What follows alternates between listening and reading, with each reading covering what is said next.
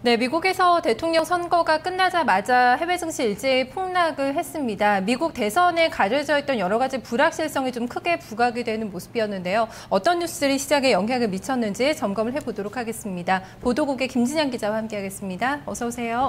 안녕하세요. 네, 오늘 나왔던 주요 뉴스 헤드라인 먼저 정리해 주시죠.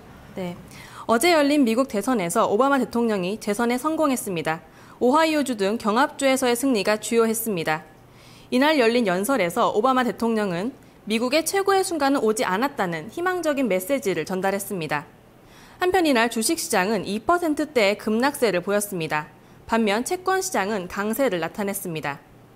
유럽중앙은행은 독일 경제가 유로존의 위기의 영향을 받고 있다며 내년도 성장 전망을 하향 조정했습니다. 네, 대선이 끝나도 산 넘어 산인 것 같습니다. 미국과 유럽 쪽에서 여러 가지 좀 부정적인 재료들이 많이 나왔는데요.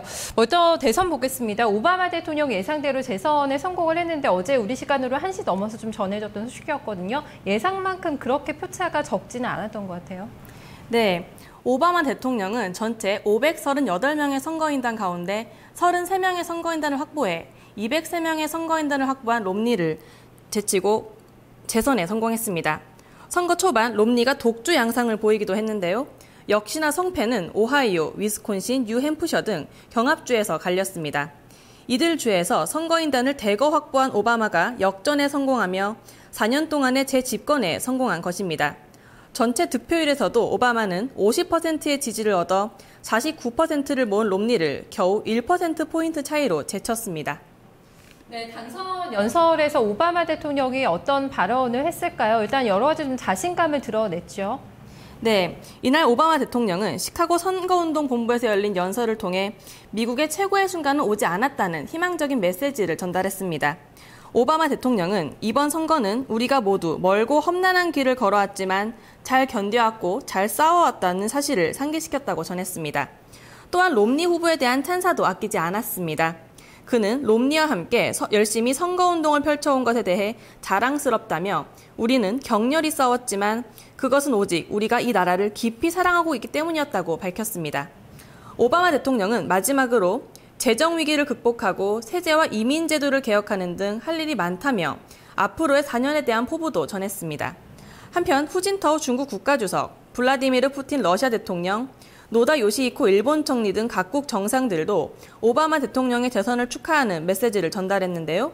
이들은 모두 양국 관계 발전에 힘을 쓰자고 입을 모았습니다. 네, 일단 재정 위기를 좀 극복을 하겠다 오바마 대통령이 연설에서 이런 의지를 피력하긴 했지만 주식시장에서는 거기에 대해서 좀 믿었지가 않다는 쪽의 반응이 좀 많이 나온 것 같아요.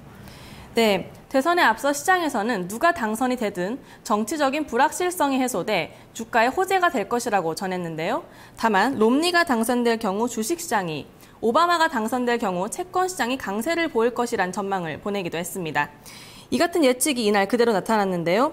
이날 뉴욕 3대 지수는 모두 2% 넘는 하락세로 8월 이후 가장 낮은 수준으로 떨어졌습니다.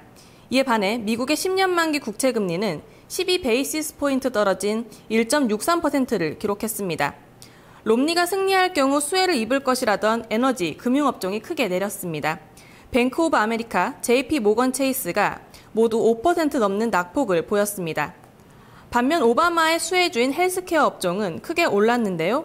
테넷 헬스케어는 10%에 육박하는 상승률을 보이기도 했습니다. 전문가들은 오바마가 연임에 성공하며 기본적인 정책 틀은 변화가 없겠지만 당장 눈앞에 닥친 재정 절벽 문제 해결이 가장 큰 관심사라고 지적했습니다.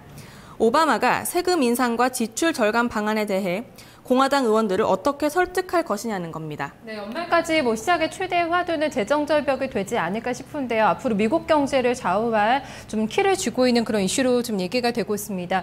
신용평가사 쪽에서도 여기에 대해서 여러 가지 우려스러운 좀 코멘트가 나오고 있죠. 네, 어제 재선이 결정된 이후 국제신용평가사인 피치는 미국이 재정 절벽 문제를 해소하지 못할 경우 기존의 트리플 A 등급을 유지할 수 없다고 경고했습니다. 이날 피치는 내년도 미국의 국가신용 등급을 조정할 수밖에 없는 이유를 이렇게 설명했는데요. 미국이 지금의 트리플 A 등급을 유지하려면 재정 절벽을 피할 수 있는 믿을 만한 계획을 내놓아야 한다고 밝혔습니다. 현재 피치는 미국의 신용등급 전망을 부정적으로 제시한 상태입니다. 네, 여러 가지 세계 경제에 대한 불확실성이 대두가 되고 있는 가운데서 유로존의 내년 경기 전망이 생각보다 더 좋지 않을 수도 있다는 그런 좀 시각이 제시가 되면서 상당히 또 영향을 좀 장에 미쳤던 것 같습니다. 좀 내용 전해주시죠. 네, 이날 마리오 드라기 유럽 중앙은행 총재는 내년도 유로존의 경제 성장 전망을 하향 조정했습니다. 그간 유로존의 어두운 경제 그림자가 상대적으로 강한 모습을 보였던 독일에까지 영향을 미치고 있다는 것이 그 배경이었습니다. 한편 이날 그리스에서는 구제금융을 위한 긴축안 표결이 진행되고 있는데요.